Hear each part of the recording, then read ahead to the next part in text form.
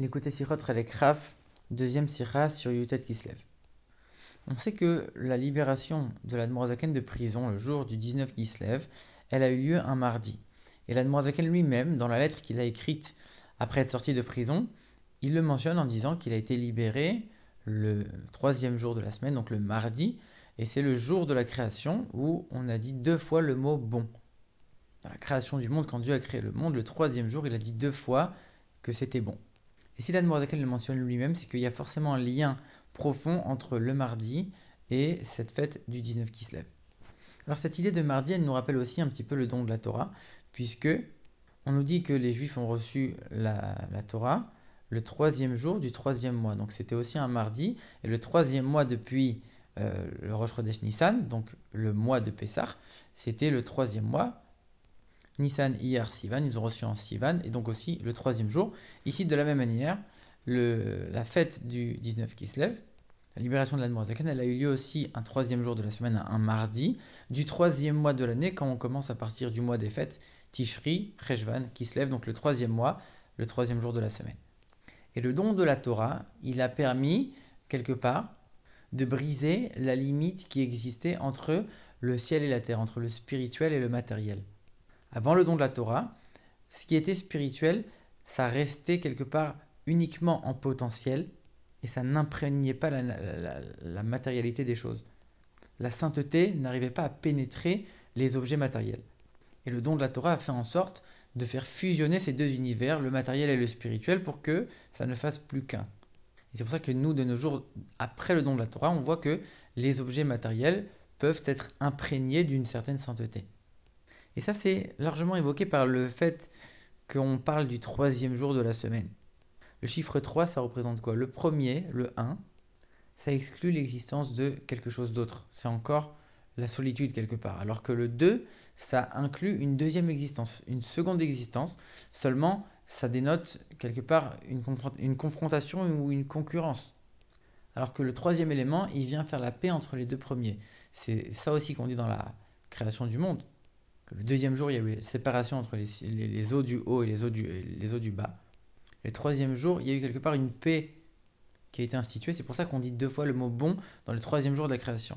Et ici, pour le don de la Torah, c'est la même chose. On avait deux entités complètement distinctes, le matériel et le spirituel. Et on a fait le pont entre les deux. Donc c'est le troisième élément qui vient réconcilier les deux premiers. Et dans la diffusion de la chassidoute, c'est exactement la même chose. On avait la profondeur et les secrets de la Torah d'un côté, on avait le monde extérieur et le monde matériel de l'autre côté, et c'était deux entités distinctes. Et après la libération de l'Admorazaken, le 19 qui se lève, il y a eu cette diffusion de la chassidoute dans le monde et dans les recoins les plus reculés de la terre qui a commencé à se faire de manière accélérée et de manière fantastique. Et c'est cette même idée du troisième élément qui va venir unir, qui va venir faire fusionner ces deux éléments qui a priori étaient séparés, étaient distincts. Et c'est ça le concept de paix. On dit on fait la paix entre les deux éléments grâce au troisième. C'est vrai pour le don de la Torah et c'est vrai aussi pour le 19 qui se lève. D'ailleurs, l'Admorazaken lui-même, dans la lettre qu'on a mentionnée tout à l'heure, il dit que quand il était en prison, il lisait les Teilim tels qu'ils sont répartis selon les jours de la semaine. Donc le mardi, il y a le Teilim 55 où il a lu, le moment même où il est sorti de prison, il a lu le verset Pada Beshalom Nafshi, mon âme a été libérée dans la paix. Ici aussi, on a encore cette idée de paix.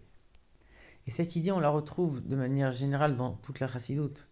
Quand on dit le troisième jour, on a dit que c'était deux fois bon, et les commentateurs disent bon pour le ciel, bon pour les créatures, bon pour le haut, bon pour le bas. On a ici la même chose dans la chassidoute, où à la fois on nous demande d'étudier les secrets de la Torah, la sagesse de Dieu, d'avoir une relation avec le divin et de s'élever constamment dans la sainteté. Et d'un autre côté, on nous dit que on doit aimer chacun, même ceux qui sont dans le niveau le plus grossier qui existe, qu'on va uniquement appeler des créatures, même pas des hommes.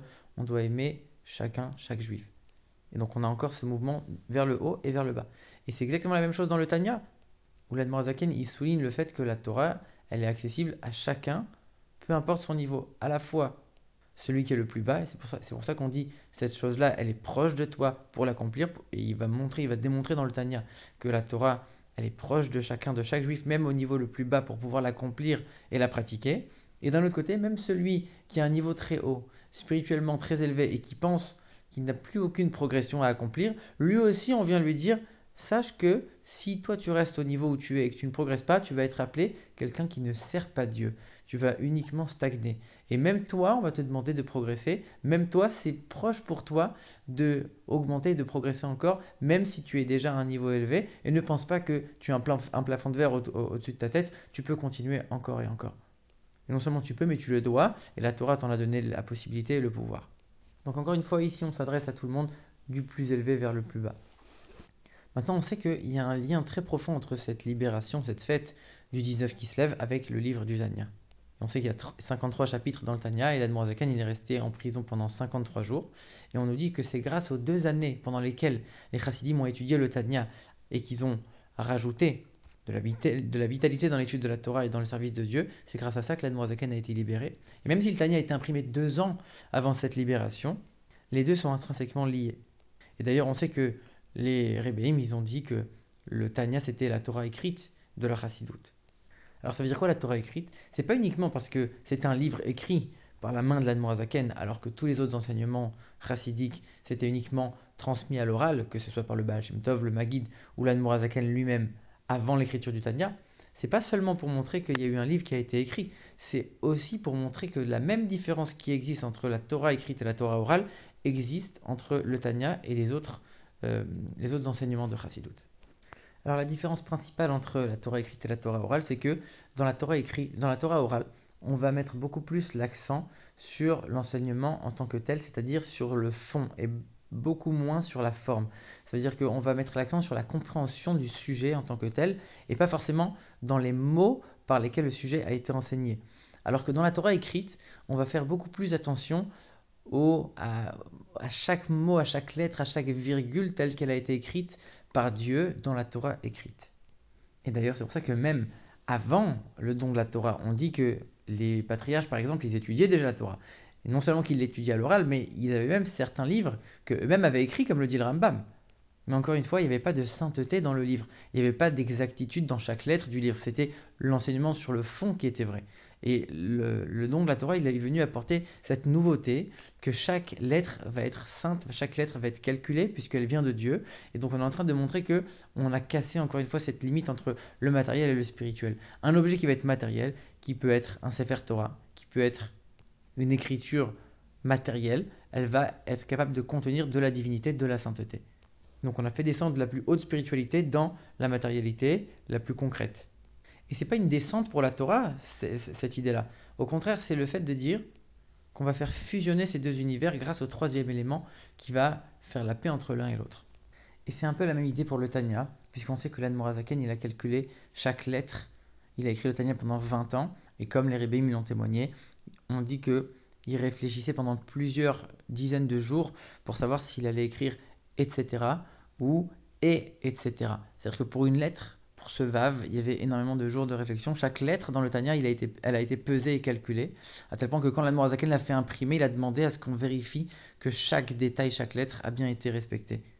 Et de la même manière que dans la Torah écrite, on dit que tout est inclus, y compris tous les enseignements de la Torah orale qui seront dévoilés par la suite, et même aussi ceux qui étaient enseignés avant, au temps de Avraham, Yitzhak et Yaakov. De la même manière, dans ce Tanya, il y a tous les enseignements chassidiques qui vont être enseignés dans les générations d'après, qui ne vont être quelque part qu'un commentaire ou un développement d'une idée ou d'une notion qui existe dans le Tanya, mais aussi tous les enseignements qui existaient auparavant, qui ont été enseignés par le Baal Shem Tov, le Maguid de Mezrich, et qui n'avaient pas été mis à l'écrit. Et par cette étude du Tanya et de la Chassidut, de la partie profonde des secrets de la Torah, on va mériter d'étudier les parties beaucoup plus profondes, beaucoup plus secrètes de la Torah, qui sont la Torah de Mashiach. Comme le dit Rashi, la Torah de Mashiach, c'est les secrets les plus profonds de la Torah, et ça on le méritera très bientôt. Amen.